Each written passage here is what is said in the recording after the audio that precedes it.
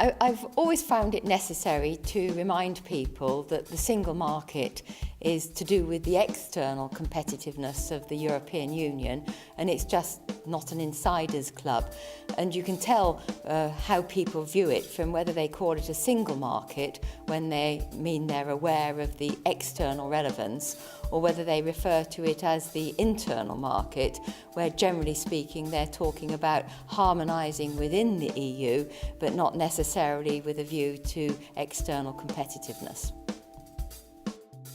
I've spent quite a lot of time recently trying to explain the interconnectedness of the EU in the sovereign debt crisis. In fact, I've even said we won't solve the euro crisis until we have a German banking crisis. And that really sums up the fact that if there is a disaster in one of what they like to call a peripheral member state, the repercussions would be felt amongst German banks and other banks. And they are to some extent implicated in the crisis because of the lending practices and the fact that it was the macroeconomic imbalances and surplus German money that helped to fuel the problems in some of the countries that are now in difficulty. And therefore I think it's wrong for them to take a holier-than-thou attitude, and they have to understand the implications that their country has, and therefore that's one of the reasons why we're all in it together.